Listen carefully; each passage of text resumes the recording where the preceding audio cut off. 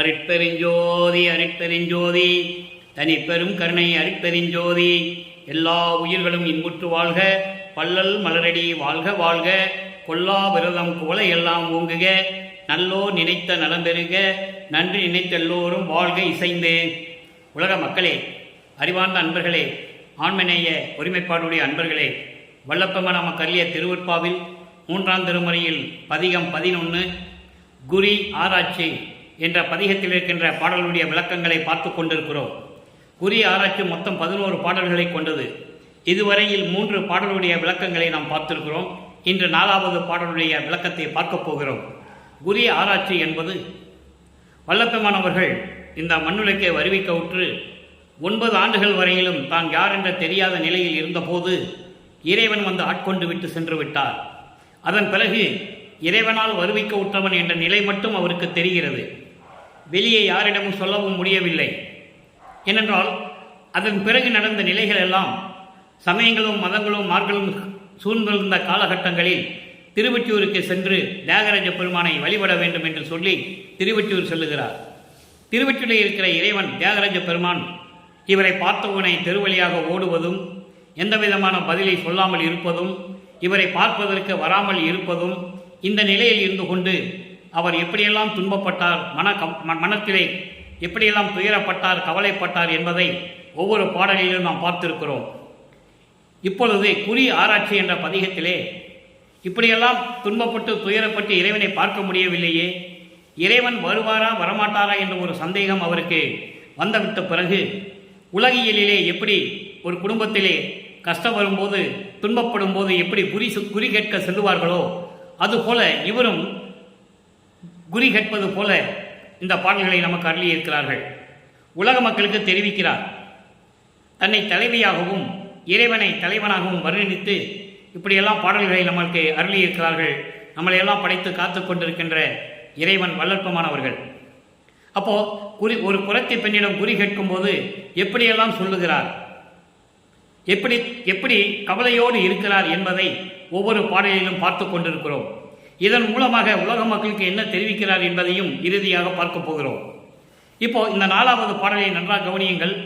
எப்படி குறத்தி பெண்ணிடம், அதாவது இந்த குறி சொல்லுகின்ற பெண்ணிடம் எப்படி கேட்கிறார் என்றதை நாம் பார்க்க போகிறோம்.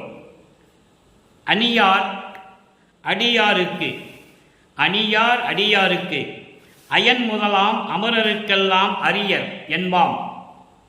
பணியார் ஒற்றிப்பதி உடையார், பரிந்து என் முகந்தான் பார்ப்பாரோ, தனியா காதல் தவிர்ப்பாரோ, சார்ந்து வரவு தாழ்ப்பாரோ, குனியா எழில்சே குரத்தி மடவாய் குறிதான் ஒன்றும் கூறுவையே. இது பாடல். தன்னுடைய மனக்குமுறலை இறைவனால் வருவிக்க உற்ற பிறகு இந்த சமயங்களும் மதங்களும் மார்க்கங்களும் நெறிகளை பின்பற்றி கொண்டிருந்த போது இறைவனை பார்க்க வேண்டும் என்று நினைக்கும் போது இறைவன் வரவில்லை. இவரை பார்த்த உடனே தெருவழியாக ஓடுகிறார் தியாகராஜ பெருமான். இந்த நிலையில் இருக்கும்போது அவருடைய மனத்தில் இருக்கின்ற சந்தேகத்தை எப்படியெல்லாம் நிரூபிக்கிறார், எப்படியெல்லாம் பார்க்கிறார் என்பதை தான் இப்போ நம்ம பார்த்து கொண்டிருக்கிறோம். அப்போ ஒரு குறத்தி பெண்ணிடம் குறி கேட்க செல்வது போல, குறி கேட்பது போல இந்த பாடலை நமக்கு அருளி இருக்கிறார்கள். பாடலை நன்றாக கவனிங்க. அணியார் அடியாருக்கு, அணியார் அடியாருக்கு என்பது அடியார்களுக்கு அருளை கொடுப்பவர், அழகான இறைவன். அப்படிப்பட்டவர் அயன் முதலாம் அமரருக்கெல்லாம் அரியர் என்பாம். பிரம்மன் முதல் தேவர்களுக்கெல்லாம், பிரம்மன், திருமால், ருத்திரன், மகேஸ்வரன், சதாசிவம் போன்ற மதத்தலைவர்கள் மற்றும் தேவர்கள், மண்டலாதிபதிகள், சத்தர்கள், சக்திகள், முனிவர்கள் யாராக இருந்தாலும் சரி, மொத்தமாக சொல்கிறேன், முதலாம் அரியார் என்பாம். இவர்களெல்லாம் பார்க்க முடியாத கடவுள் என்று சொல்லுவார்கள். யாரை? தியாகராஜ பெருமானை. அந்த காலகட்டத்தில் அவர்தான் இறைவன் என்று நினைத்து கொண்டிருக்கிறார். சமயங்களும் மதங்களும் மார்க்கங்களும் எல்லாம் அப்படிதான் அதை கூறிக்கொண்டிருந்தன. அந்த நெறிமுறைகளை எல்லாம் பின்பற்றி கொண்டிருந்தார்கள்.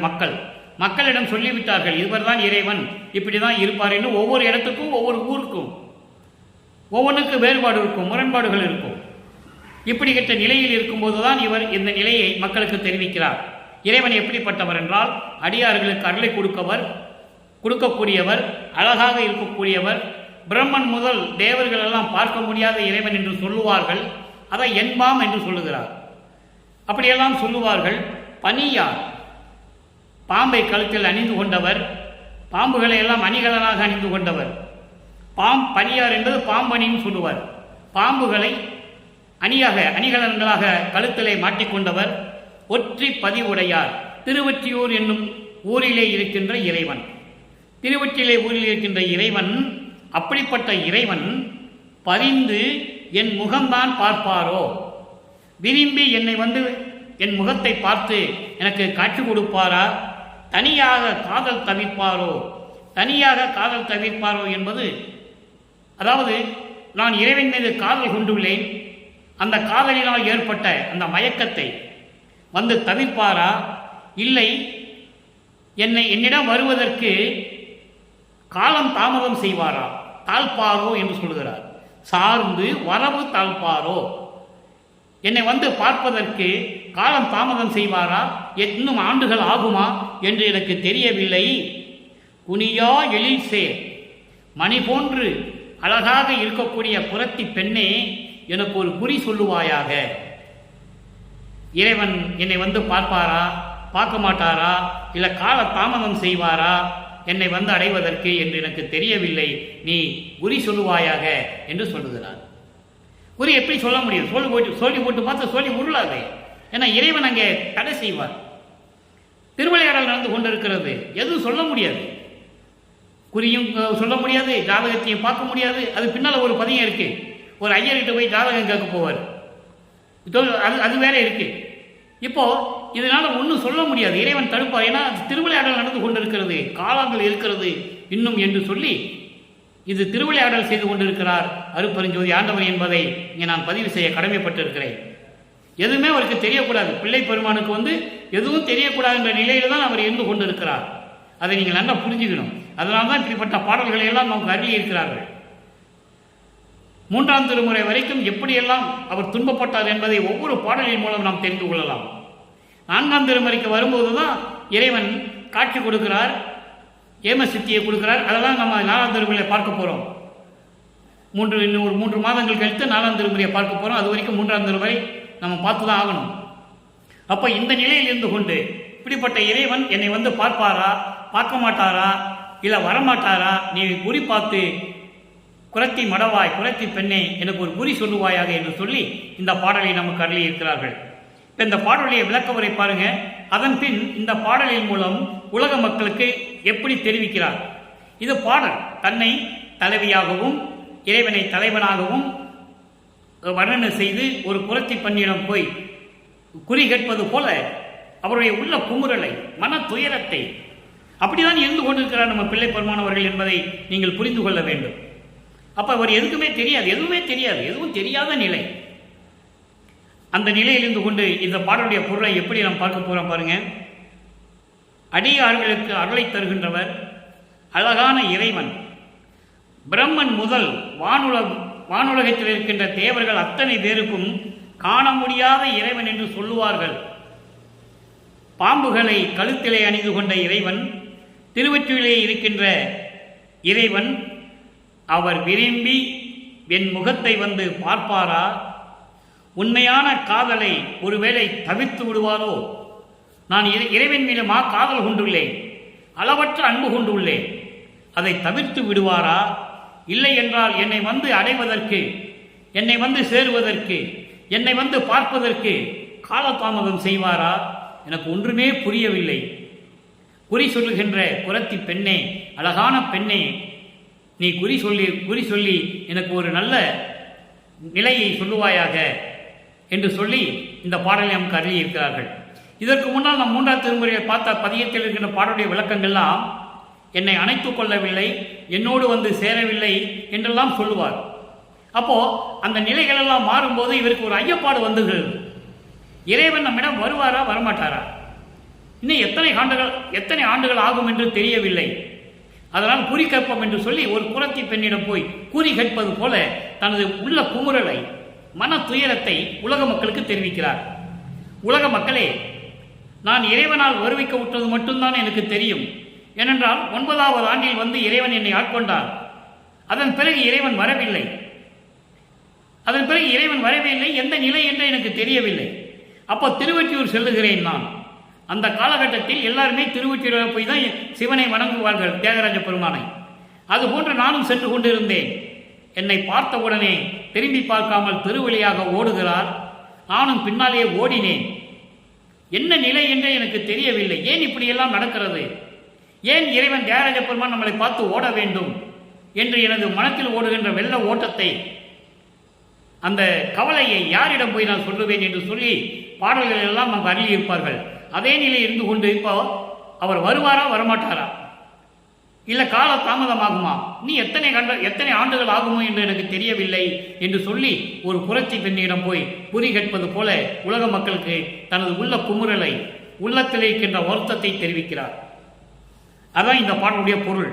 இப்படிப்பட்ட இறைவன், திருவொற்றியூரில் இருக்கின்ற இறைவன், பிரமன் முதல் யாருமே பார்க்க முடியாத இறைவன்.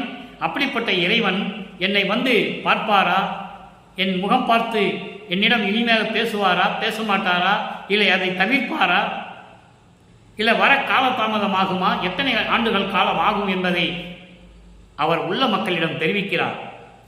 உலக மக்களிடம் தன் உள்ளத்தில் இருப்பதை தெரிவிக்கிறார். இதுதான் இந்த பாடலுடைய பொருள். இதன் பிறகு நிலைகள் மாறுகின்றன, காலங்கள் மாறுகிறது. இறைவன் சுத்த சன்மார்க்கத்தை கொடுத்து தன் மகனை ஆட்கொள்ளுகிறார்.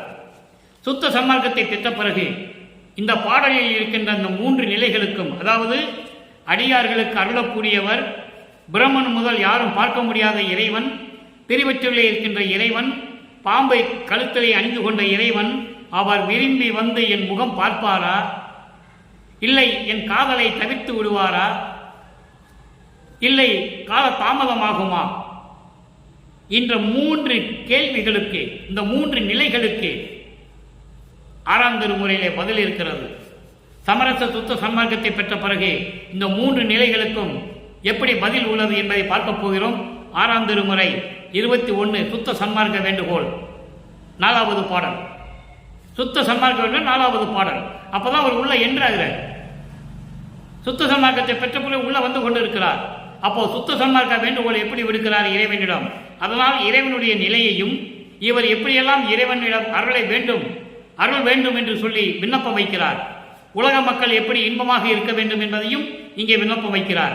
அவருக்காக மட்டுமல்ல, எல்லாருமே இந்த பிரபஞ்சம் தோன்றிய காலத்திலிருந்து தோன்றிய அத்தனை முனிவர்களும் ரிஷிகளும் இறைவனை வேண்டி தவம் இருந்தார்கள். சுயநலத்திற்காக தனக்கு அருள் வேண்டும், யாரும் நம்மளை வென்றுவிடக்கூடாது, நான் சாகக்கூடாது, நான் நினைப்பதெல்லாம் நடக்க வேண்டும், இப்படிதான் எல்லாருமே அருளை வேண்டினார்கள். அவர்கள் யாரை வேண்டினார்களோ அந்த பதத்தலைவர்கள் வந்து அருட்பெருஞ்சோதி ஆண்டவரால் பெற்ற அருளை சிறிதளவு பெற்றுக்கொண்டு அதில் கொடுத்தாங்க. அது நிரந்தரமானது அல்ல. கர்மசித்தி யோக சித்தியிலே சேர்ந்தது.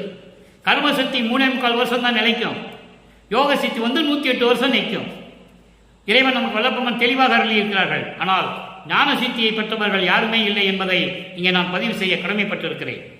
அப்போ அப்படியெல்லாம் பெற்றுக்கொண்டார்கள். ஆனால் இவர் இறைவனிடம் எப்படி வேண்டுகிறார்? சுத்த சன்மார்க்க வேண்டுகோள். அத்தா, நான் வேண்டுதல் கேட்டு அருள் புரிதல் வேண்டும். அத்தா என்பது அப்பா. அப்பா, நான் வேண்டுதல் கேட்டு நீ அருள் புரிதல் வேண்டும். அருட்பெருஞ்சோதியை நான் பெற்று அகங்களித்தல் வேண்டும், உள்ள மகிழ்தல் வேண்டும். அருட்பெருஞ்சோதியை கேட்கிறார். எதுக்காக பாருங்க, செத்தாரை மீட்டும் இங்கே எழுப்பியிடல் வேண்டும். நீ அருட்பெருஞ்சோதியை கொடுக்கணும், கொடுத்தாதான் நான் எழுப்ப முடியும். சுத்த சன்மார்க்கத்தை தெரியாதவர்கள் இறந்து விட்டார்கள். அவர்களுக்கு சுத்த சன்மார்க்கம் கற்றுக் கொடுக்க வேண்டும். அப்பனா அவங்க மீண்டும் வர வேண்டும். மீண்டும் அந்த ஆன்மா வர வேண்டும். இன்னொரு உடம்பை கொடுத்தவர் இந்த இடத்துக்கு கொண்டு வர வேண்டும். சுத்த சன்மார்க்கத்தை தர வேண்டும். அவன் சுத்த சன்மார்க்கத்தை பெற்ற பிறகுதான் மறுபடியும் உன் திருவடியை சேர முடியும். இந்த நிலையந்தோடு சொல்லுகிறார், செத்தாரை மீண்டும் இங்கே எழுப்பியிடல் வேண்டும். அவங்களை யாருக்கு எங்க கொண்டு போகணும்? திருச்சபைக்கே அடிமைகளாக செய்வித்தல் வேண்டும். சத்திய ஞான சபை எத்தனை பேர் தெரியாம இருந்திருப்பாங்க. அவங்களெல்லாம் திரும்பி கொண்டு வரணும். இல்லை, திருச்சபைக்கே அடிமைகளாக செய்வித்தல் வேண்டும். அது மட்டும் இல்ல, ஒத்தாரும் உயர்ந்தாரும் தாழ்ந்தாரும் எவரும் ஒருமை உளராகி உலகியல் நடத்தல் வேண்டும். சுத்த சன்மார்க்கத்தை சேர்ந்தவர்களும் மட்டுமல்ல, அவர்களும் உயர்ந்தாரும் தாழ்ந்தாரும். இந்த உயர்ந்தாரும் தாழ்ந்தாரும் என்று எப்படி சொல்கிறார் என்றால், செல்வத்திலையும் சரி, கல்வியிலும் சரி, மற்ற எந்த நிலைகளிலும் உயர்ந்தவர்கள் இருப்பார்கள், அவர்களும் சரி, தாழ்ந்த நிலையில் இருக்கின்றவர்களும் சரி, எல்லோரும் ஒன்றாக சேர்ந்து ஒருமை உளராகி எல்லாரும் சமரசமாகி ஒத்த கருத்தோட ஆன்மநேய ஒருமைப்பாட்டோட உலகியல் நடத்த வேண்டும். இந்த உலகிலே அவர்கள் வாழ வேண்டும். உலக வாழ்க்கையை மேற்கொண்டு அவர்கள் இன்பமாக இருக்க வேண்டும். இறைவனிடம் வேண்டுகிறார், விண்ணப்பம் வைக்கிறார். யாரும் வேண்டியதில்லை, யாரும் வேண்டுவதில்லை. இப்படி விண்ணப்பம்லாம் யாரும் வச்சதில்லை. நீங்க எத்தனை புராணங்கள காவியங்களோட பார்த்துக்கலாம். அந்த நிலையிலிருந்து எத்தாலும் அழியாத வடிவதிலே விண்ணப்பமும் வைக்கிறார். உலகமும் செழித்து ஓங்க வேண்டும் என்று கூறுகிறார். உலக மக்களும் எல்லாரும் உலகியல் நடத்த வேண்டும், இன்பத்தோடு இருக்க வேண்டும் என்று சொல்லுகிறார். அதே நேரத்தில் எத்தாலும் அழியாத, எக்காலத்தினாலும் அழியாத வடிவதிலே, மரணமில்லா பெருவாழ்வில் அழியாத வடிவு ஞான தேகம், சுத்த தேகம், புரண தேகம், ஞான தேகம், இந்த 3 தேகங்கள். மரணமில்லா பெருவாழ்வில் நானும் என் தாயும், தாய் போன்று இருக்கின்ற என் தந்தையே, தாய் உள்ளம் கொண்ட என் தந்தையே என்று ஈன்றெடுத்த தாயை என்று சொல்லுவார். நீயே என் தந்தை அருளுடையாய், என்னை நேர்ந்து பெற்ற தாயை என்று சொல்லுவார். அதே போன்ற என் தாயும் என்று சொல்லுகிறார். அப்படிப்பட்ட தாய் போன்று இருக்கின்ற இறைவனே, நீயும் நானும் ஒன்றாக பொருந்தி இருக்க வேண்டும். இனிது உரல் இன்னும் நம்ம 2 பேரும் ஒன்றோடு ஒன்றாக ஒருவரை ஒருவர் கலந்து கொண்டு இருக்க வேண்டும். இப்படிப்பட்ட நிலைகளும் எனக்கு கொடுக்க வேண்டும் என்று சொல்லி இந்த சுத்த சன்மார்க்க வேண்டுகோளை நமக்கு வைக்கிறார். ஆக இங்கே திருவற்றில் இருக்கின்ற இறைவன் என்று சொல்லல, பாம்பை கழுத்தில் அணிந்து கொண்ட இறைவன் சொல்லல. சுத்த சன்மார்க்கம் பெற்ற பிறகு மறைப்பு நிலையெல்லாம் நீங்குகிறது. சமயங்களும் மதங்களும் மார்க்கங்களும் கொண்ட நெறிகளை பின்பற்றி இருக்கும் போது இதெல்லாம் அவருக்கு தெரியாது. ஏனென்றால் இறைவனுடைய திருவிளையாடல் அது. தன் மகனை அப்படிதான் இருக்க செய்ய வேண்டும், உலக மக்களுக்கு தெரிவிக்க வேண்டும். சமயங்களும் மதங்களும் மார்க்கங்களும் உலக மக்களுக்கு தேவையில்லை. அது இறைவனை அடைய முடியாது, நேரடியாக இறைவனை பார்க்க முடியாது. அதனால் தன் மகனை இந்த நிலையில் இருக்க வைத்து அதன் பிறகு இதெல்லாம் பொய் என்று சொல்ல வேண்டும். அதற்காகத்தான் தான் தன்னுடைய செல்வ பிள்ளையை அருப்பெருஞ்சோதி ஆண்டவர் இந்த மண்ணுலகே ஒரு தாயின் வழியாக வருவிக்க செய்து அத்தனை ஆண்டு காலமும் சமயங்களிலும் மதங்களிலும் மார்க்கங்களிலும் இருக்க செய்து அதன் பிறகு சுத்த சன்மார்க்கத்தை கொடுத்து உலக மக்களுக்கு தெரிவிக்கிறார். நீங்கள் நல்லா புரிஞ்சுக்கணும். அதில் தானே இருந்தார், அதில் தானே கும்பிட்டாரு, அதில் தானே திருநீர் பூசினார், அதில் தானே உத்தராஜகட்டம் போட்டிருந்தார், எல்லாம் சரிதான். ஆனால் அதன் பிறகு ஏற்பட்ட நிலையை நீங்கள் கவனித்து வர வேண்டும், அதை புரிந்து கொள்ள வேண்டும். அதில் இருந்துதான் வருகிறார். அங்கே இருக்க சொன்னது யாரு? அருப்பெருஞ்சாண்டவர். இவருக்கு தெரியாமையே அங்கே திருவிளையாடல் நடந்து கொண்டிருக்கிறது. இவருக்கு தெரியாமையே சரியை கிரிய யோக நிலையை கடக்கிறார். சரியை என்பது உருவ வழிபாடு செய்வது, கிரியை என்பது அந்த உருவத்தை வேள்வி வளர்த்து மந்திரம் சொல்லி வழிபடுவது, யோக நிலையிலிருந்து வழிபடுவது. இந்த 3 நிலைகளிலும் இவருக்கு தெரியாமலேயே அந்த 3 முன்னாங்க 12 நிலையை கடக்கிறார். நல்லா புரிஞ்சுக்கணும் நீங்க. அதனால்தான் தன் மகனை அங்கு இருக்க வைக்கிறார். உருவ வழிபாடு செய்ய வைக்கிறார், கிரிய நிலையில் இருக்க வைக்கிறார், யோக நிலையிலும் இருக்க வைக்கிறார். ஆக இந்த 12 நிலைகளும் நல்ல கவனிக்கணும். 12 நிலைகளும் 32 வருடங்களுக்குள் கடந்து வருகிறார். வருவிக்க உற்று 32 ஆண்டுகள். வள்ளல் பெருமானுக்கு வயது இல்லை, அவர் இறைவன். ஒவ்வொரு யுகத்திலையும் எப்படி நான் இருந்தேன்னு சொல்றார். நான் அருப்பெருஞ்சாண்டவர்கிட்ட ஒவ்வொரு யுகத்திலையும் நான் எப்படி இருந்தேன்னு பாடல்களை சொல்றாரு. ஆனால் உலக மக்களுக்கு யாரும் சொல்லல, திருவருப்பாவில் இருக்கு. அது முதல்ல நீங்க புரிஞ்சுக்கணும். அப்போ அந்த நிலையிலிருந்து வரும்போது அவருக்கு அறியாமலேயே 12 நிலைகளை கடக்கிறார். அதன் பிறகு நேரடியாக 13ஆம் நிலைக்கு செல்லுகிறார். அதான் திரியோதச நிலை. அகவல்ல கூட படிச்சிருப்பீங்க திரியோதச நிலை.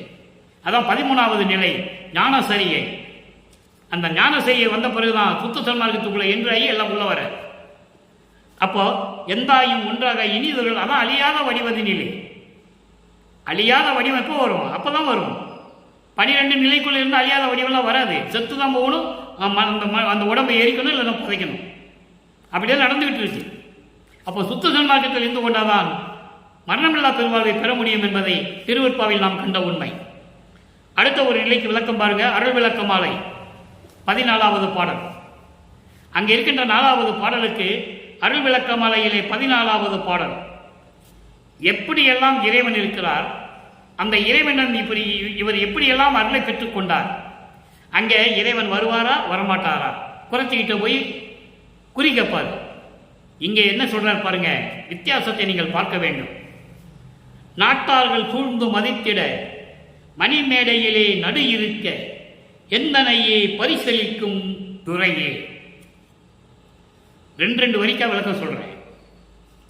நாட்டார்கள் சூழ்ந்து மதித்திட, வானவர்கள் எல்லோரும் என்னை சூழ்ந்து போற்றிட, மணிமேடையிலே நடு இருக்க. மணிமேடை என்பது அங்கே சிவஞான வெளி, இங்கே சத்தியஞான சபை. அண்டங்களிலே அங்கே மேலே இருக்கிறது 16வது நிலை சிவஞான வெளி, அதான் வெட்டவெளி என்று சொல்லுவார். மௌனவெளி, வெட்டவெளி, வெறுவெளி இப்படியெல்லாம் சொல்லுவார் வளர்ப்பு மாணவர்கள். அந்த வெளியிலே இங்கே சத்தியஞான சபையிலே, சத்திய சபையிலே நடு இருக்க என்னை நடுவிலே நிறுத்தி எல்லாரும் பார்க்கும்படியும் எல்லாரும் அதிசயிக்கும்படியும் எல்லாரும் போற்றி என்னை வணங்கும்படியும் என்னை அந்த நிலையில் இருக்க வைத்து பரிசளிக்கும் துறையே, எல்லா அருளையும் கொடுக்கக்கூடிய என் துறையே, அருட்பெருஞ்சோதியே, பாட்டாளர் பாடுதோறும் பரிசளிக்கும் துறையே, பாட்டாளர் படுதோறும் பரிசளிக்கும் துறையே. அங்கே நடு இருக்க எந்தனையே நாட்டிய பேரிறைவா, அதாவது நிலைநிறுத்திய. நாட்டிய என்பது என்றும் நிலையாக இருக்கும்படி என்னை நிலைநிறுத்திய பேரிறைவா, அருட்பெருஞ்சோதியே, பாட்டாளர் பாடுதோறும் பரிசளிக்கும் துறையே. பாட்டாளர் என்பது அன்புடைய அடியார்கள் பாடுதோறும், உன்னை வணங்குந்தோறும், உன்னை போற்றும் தோறும் பரிசளிக்கும் துறையே, அவர்களுக்கும் அருளைக்கக்கூடிய அருட்பெருஞ்சோதியே, பண்ணு மறை பாட்டே மெய்ப்பாட்டன்னும் பாட்டினது பயனே. அதாவது மறைகள் சொல்லப்பட்ட விளக்கங்கள் இருக்கிறதே, அந்த விளக்கத்திற்கு மேலே நின்று கொண்டு விளக்கங்களுக்கும் விளக்கமான இறைவன் என்று சொல்லுவார். அதாவது வேதங்களும் ஆகமங்களும் சொன்ன விளக்கங்களுக்கு அதற்கு மேல் விளக்கங்களை சொன்ன இறைவன் என்று சொல்லுவார். அப்போ அவைகளெல்லாம் சொன்னதெல்லாம் சிறிதளவு தான். திருமுறையிலே தெளிவாக சொல்கிறார்கள். 6ஆம் திருமுறையிலே வல்லப்பமானவர்கள் அந்த விளக்கங்களுக்கு மேலாக இருந்து கொண்டு உண்மை விளக்கத்தை கூறிய பயனே. பயனே என்பது பலரும் போற்றக்கூடிய பலரும் என்பது வேதங்கள், ஆகமங்கள், தேவர்கள் அப்படியெல்லாம் போற்றக்கூடிய இறைவனே, கூட்டாளா எனது நண்பனே, உண்பனே எனினும் உடுப்பனே எனினும் உலகியரை நம்பிலேன் எனது நண்பனே, நலசார் பண்பனே, உனையே நம்பினேன் கைவிடேல் எனையே என்று சொல்லுவார். அவரை தான் கூட்டாளா என்று சொல்லுகிறார். எனது நண்பனே, சிவகாம கொடுக்கி இசைந்த கொழுனா, சிவகாமி வள்ளி மகிழக்கூடிய அளவுக்கு இருக்கின்ற மகிழக்கூடிய அந்த சிவகாமி வள்ளியின் கணவனே. இங்க ஒரு இடம் சொல்லுவார், இறைவன் அருட்பெருஞ்சாண்டுடைய மனைவியை சிவகாமி வள்ளி என்று சொல்லுவார். சிவகாமி வள்ளியின் கணவனே, கோவே அரசே என் கனவா. நல்லா கவனிக்கணும், சிவகாமி வள்ளியின் கணவன் சொல்றார்ல, அப்ப இங்க என் கனவா என்று சொல்லுவார் அருள் விளக்க மாலையிலே. எப்படி என் கணவனா என்று அர்த்தம்? என்னை ஆட்கொண்டவனே, என்னை முழுமையாக ஏற்றுக்கொண்டவனே, என்னோடு கலந்து கொண்டவனே, அதைதான் என் கனவா என்று சொல்லுகிறார். அதோடு மட்டுமல்ல, என் குறவா. என் குறவா என்பது தலைவன், தலைவனே, என் தலைவனே, சமரச சுத்த சன்மார்க்கத்தின் தலைவனே, என் குணவா, என் குணங்களை கொண்ட என்னுடைய இறைவனே, 8 குணங்களை கொண்ட என் இறைவனே என்று சொல்லுகிறார். ஏற்கனவே இதற்கு நிறைய விளக்கம் கொடுத்திருக்கிறேன். தன்மையத்தனாதல், தூய உடம்பினாதல், இயற்கை உணர்வினாதல், முற்றிலும் உணர்தல், இயற்கையாகவே பாசங்களை நீக்குதல், முடிவில் ஆற்றல் உடைமை, பேரருள் இன்ப உடைமை, வரம்பில் இன்ப உடைமை, இப்படி 8 குணங்கள் கொண்ட இறைவனுக்கு. அப்படிப்பட்ட குணங்கள் கொண்ட இறைவனே, அதனால் தான் எண்கோண சபையை அமைத்தார். 8 கோணங்கள் கொண்ட சபையை வடிவமைத்து சத்தியஞான சபையை அமைத்தார்கள். இறைவனுக்கு 8 குணங்கள் உண்டு. அந்த தத்துவத்தின் அடிப்படையில் தான் சத்தியஞான சபை அமைக்கப்பட்டது என்பதை நீங்கள் புரிந்து கொள்ள வேண்டும். அடுத்து, நீட்டாளர் புகழ்ந்து ஏத்த மணிமன்றில் நடிக்கும் நீதி நடத்தரசே. நீட்டார்கள் என்பது புலமை பெற்றவர்கள். புலமை பெற்றவர்களால் உன்னை போற்றும்படி சத்தியஞான சபையிலே அருநடனம் செய்து கொண்டிருக்கின்ற, நீதியோடு விளங்கி கொண்டிருக்கின்ற, சுத்த சன்மார்க்க நெறியில் இருந்து கொண்டிருக்கின்ற எனது இறைவனே, என் நெடுமொழி கொண்டு அருளே, என் நெடுமொழி கொண்டு அருளே. நான் பாடுகின்ற பாடல்களை எல்லாம், விண்ணப்பங்களை எல்லாம், முறையீடுகளை எல்லாம் கேட்டு ஏற்றுக்கொண்டு எனக்கு அருள வேண்டும் என்று சொல்லி இந்த பாடலை நமக்கு அருளியிருக்கிறார்கள். நம்மளை எல்லாம் படைத்து காத்து கொண்டிருக்கின்ற அருட்பெருஞ்சோதி ஆண்டவராகிய வல்லப்பெருமானவர்கள். அடுத்து இறைவனை எப்படி பார்த்தாரு சொல்லணும்ல. அங்கே இறைவனை நான் பார்க்கல, வருவாரா வரமாட்டாரா எனக்கு தெரியலன்னா சொல்லுவார்.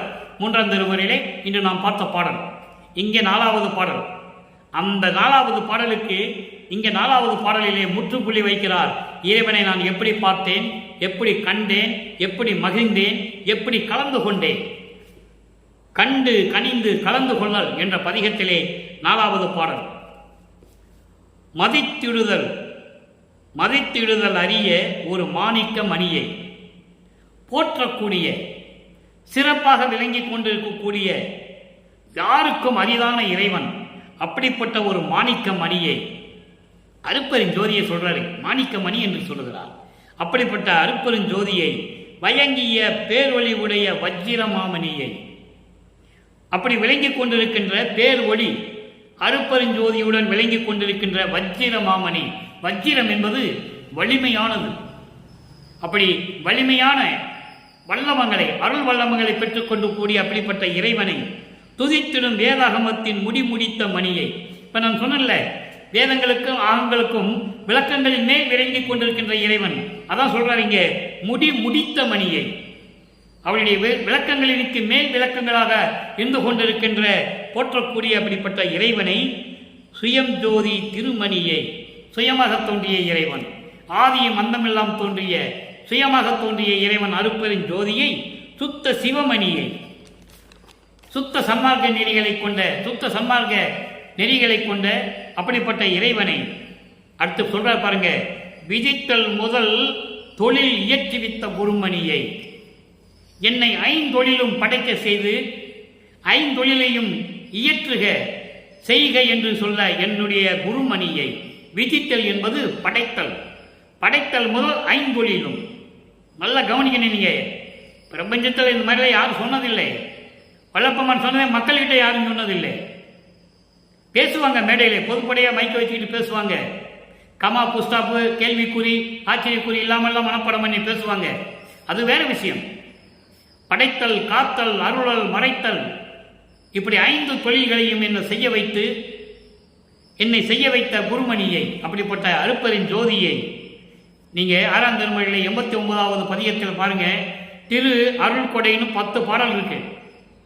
நான் எல்லாத்தையும் விளக்கம் சொல்லிட்டு இருந்தேன்னா பாடலுடைய விளக்கம் சொல்ல முடியாது, நேரம் கடந்துகிட்டு இருக்கு. நான் ஏற்கனவே இந்த விளக்கங்களை நான் கொடுத்துருக்கேன், நமது யூடியூப்ல நீங்க பார்க்கலாம். பதிகம் 89 திரு அருள் கொடைன்னு ஒரு பதிகம் 10 பாடல்ல சொல்லுவார். இந்த 5 தொழிலை எப்படி செஞ்சுட்டு இருக்காருன்னு சொல்லுவார். அற்புதமா இருக்கும். இங்க ஒரு வரியில சொல்றாரு, இந்த பாடல ஒரு வரியில சொல்றாரு. அப்படிப்பட்ட 5 தொழிலை கொடுத்த எனது இறைவனை, குருமணியை, அருட்பெருஞ்சோதியை, விண்மணியை, விண்ணில் இருக்கின்ற இறைவனை, அம்மணிக்குள் விளங்கிய மெய்மணியை, உண்மையான இறைவனை, கதித்த சுகமய மணியை, பேரின்பமாக விளங்கிய போற்றக்கூடிய அப்படிப்பட்ட இறைவனை, சித்த சிகாமணியை, என் உள்ளத்தில் அமர்ந்திருக்கின்ற தலைவனை, அதான் சித்த மகாமணி என்று சொல்லுகிறார், சித்த சிகாமணி என்று சொல்லுகிறார். உள்ளத்தில் இருக்கின்ற அப்படிப்பட்ட தலைவனை கண்டுகொண்டேன், கனிந்து கொண்டேன், கலந்து கொண்டேன். மகிழ்ச்சி, பேரின்பமாக இருந்தேன், கலந்து கொண்டேன், கழித்தேன். எவ்வளவு அற்புதமான பாடல் பாருங்க. இப்படிப்பட்ட நிலையில் இருக்கின்றவன் வல்லப்பெருமானவர்கள் என்பதை இங்கே நான் பதிவு செய்ய கடமைப்பட்டிருக்கிறேன். சாதாரணமாக குழந்தையாக பிறந்து சாதாரணமாக வளர்ந்து அவர் போய் அறைக்குள்ள போய் மறைக்கல, அறைக்குள்ள போய் மறைஞ்சிட்டாருன்னு சொல்லுவாங்க. எதுக்கு மறையணும்? அவர் இறைவனானார் என்று சொல்ல வேண்டும். மறைகிறதுக்கும் இறைவனாகிறதுக்கும் வித்தியாசம் இருக்குல்ல, அதை நீங்க நல்லா புரிஞ்சுக்கணும். மறைஞ்சாருன்னு தான் சொன்னாங்களே தவிர, அதனால மக்கள் யாரும் நம்பவில்லை. மறைகிறது வேற, இறைவனாகிறது வேற. அருட்பெருஞ்சாண்டவர் மகனோட கலந்து இறைவனாகினார். என் சாமி, என் துரை, என் உயிர் நாயகனார் இன்று நான் வந்து இருக்கும் இடத்தில் அமர்கின்றார். எங்கே? சித்திவளாக குடிசையில. பின்சாரும் 2.5 நாளிகைக்குள் 1 மணி நேரத்துக்குள்ள என் பேர் உடம்பில் கலந்து பிரியாது இருப்பார். இது ஒண்ணு போதாது. அவர் ஏன் மறையணும்? ஆக இறைவனானார்னு சொல்லணும். ஏன்னா அருட்பெருஞ்சோதி ஆகிவிட்டார். இறைவன் ஒருவன் என்ற நிலைதான் இருக்க வேண்டும். அதனால் 2 பேரும் இறைவனானார்கள். அவ்வளவுதான். இறைவன் இவரை இறைவனாக்கினார். அருட்பெருஞ்சோதி ஆண்டவர் is equal to Vallal Peruman.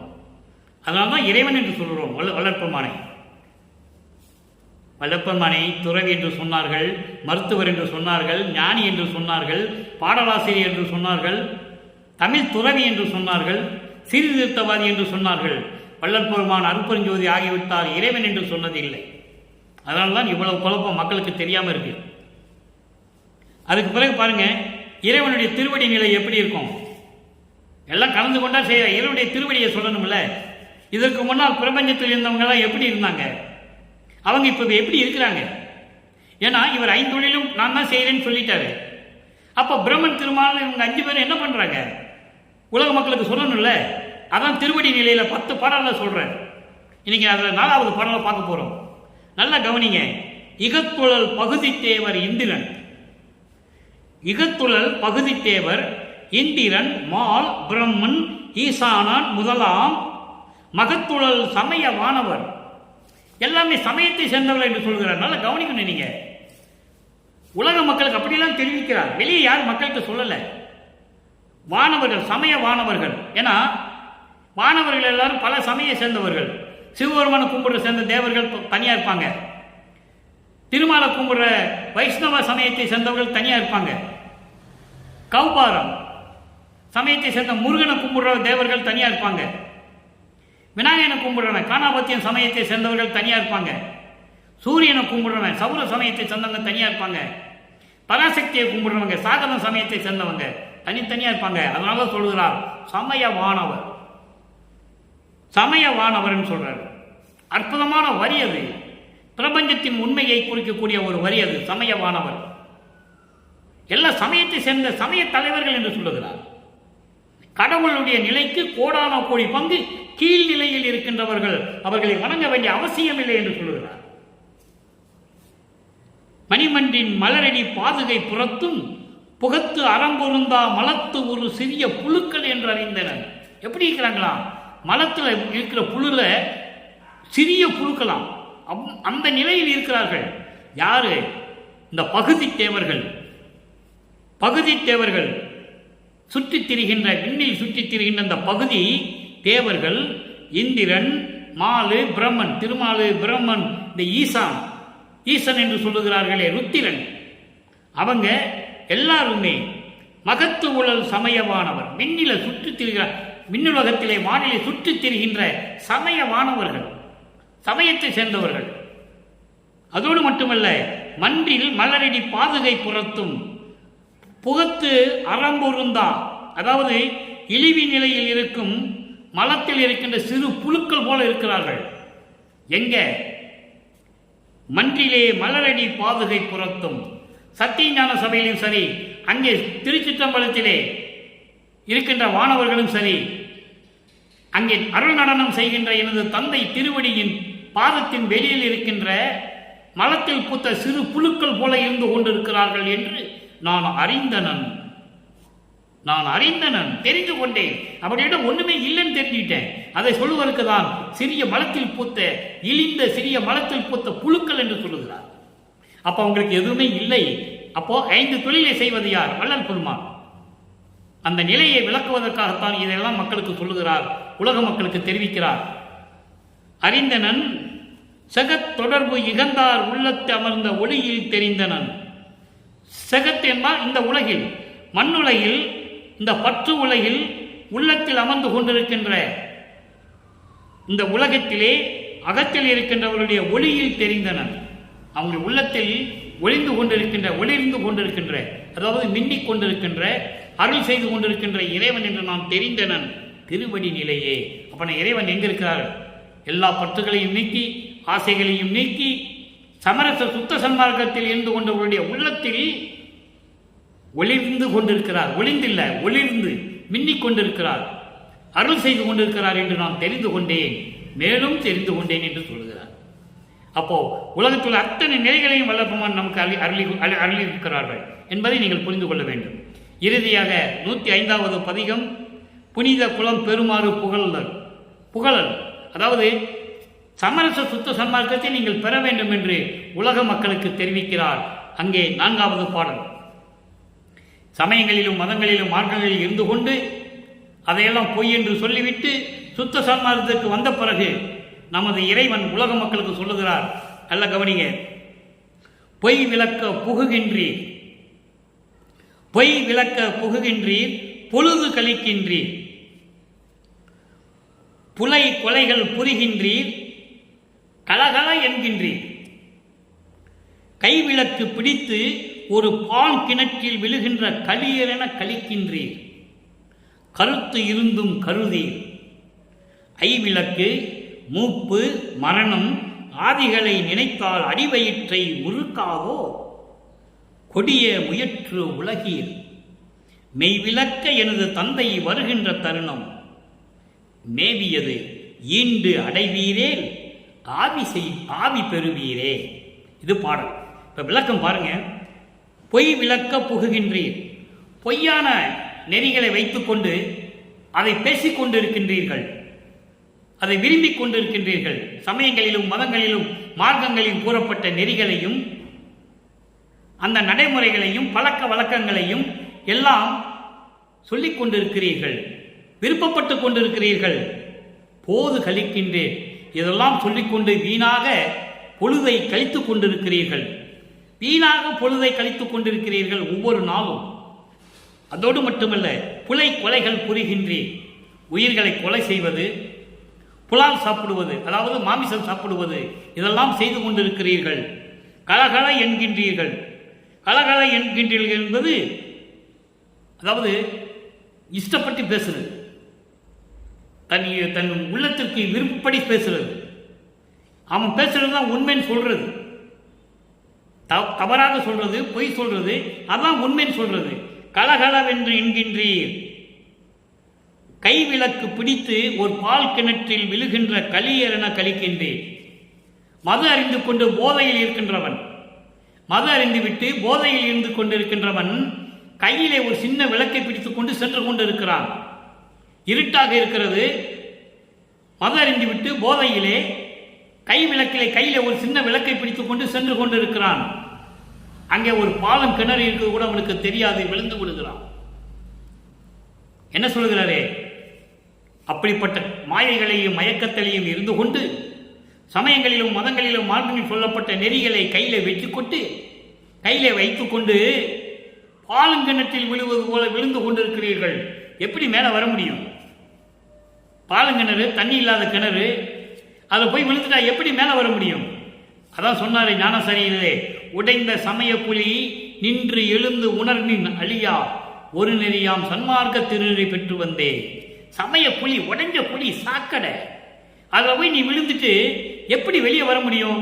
ஆனால் இதில் நம்ம விழுந்துட்டுமே என்று நீ உணர்ந்துட்டேன்னு வச்சுக்கோ, சுத்த சன்மார்க்கத்தை உன்னை தூக்கி சுத்த சன்மார்க்கத்தை கொடுத்து உன்னை சுத்தப்படுத்திடுவேன்னு சொல்ற.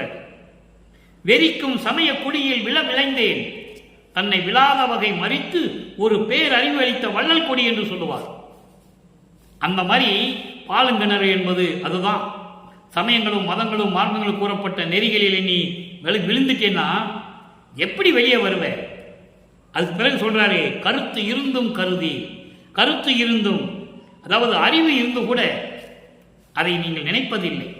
உங்களுக்கு அறிவு இருக்கு, ஆனால் மாயைகளின் மயக்கங்களில் சிக்கிக்கொண்டு மயங்கிக் கொண்டிருக்கிறீர்கள். அதை தவிர்த்து விட்டு வாருங்கள் என்று சொல்லுகிறார். அதோடு மட்டுமல்ல, ஐவிளக்கு, ஐவிளக்கு என்பது 5 வகையான மலங்கள். ஆணவம், கண்மம், மாயை, மாமாயை, துரோதை, 5 மலங்கள்.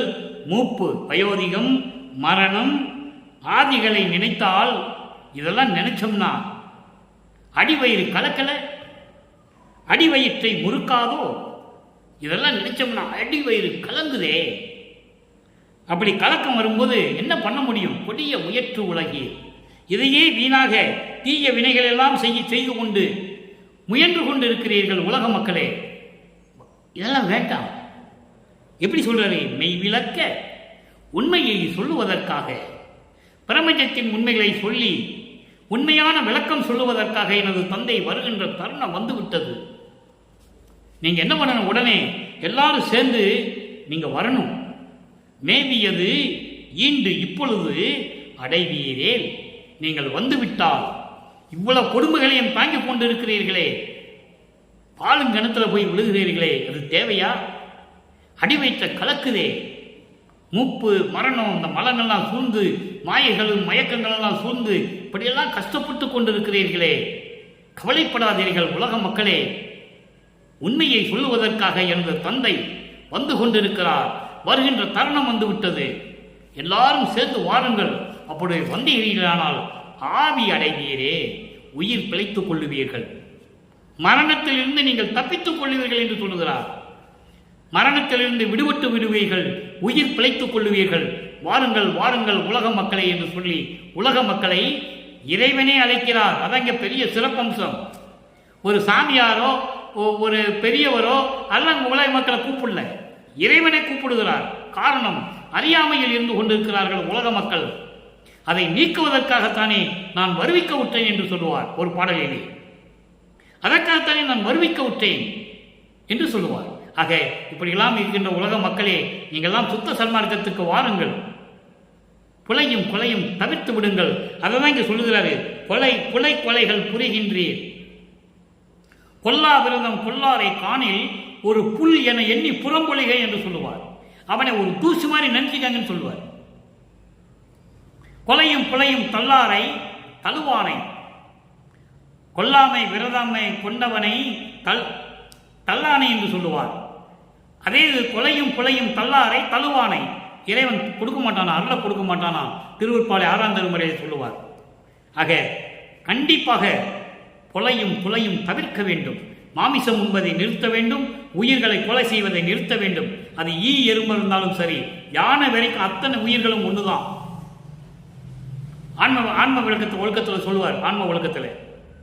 ஆக இந்த மாதிரி நிலைகளெல்லாம் இருக்கும்போது நீங்கள் சுத்த சன்மார்க்கத்தை பின்பற்றி இறைவனை வணங்கி இறைவனுடைய அருளையெல்லாம் பெற்றுக்கொண்டு செல்வங்களையும் பெற்றுக்கொண்டு நோயற்ற வாழ்வில் நீங்கள் இந்த வையகத்திலே வாழ வேண்டும் என்று வாழ்த்தி இறைவனுடைய தயவோடையும் கருணையோடையும் விடைபெறுகிறேன். இந்த வள்ளலார் ஊழியன். மீண்டும் நாளை சந்திப்போம். நன்றி, வணக்கம். அருட்பெருஞ்சோதி அருட்பெருஞ்சோதி, தனிப்பெரும் கருணை அருட்பெருஞ்சோதி.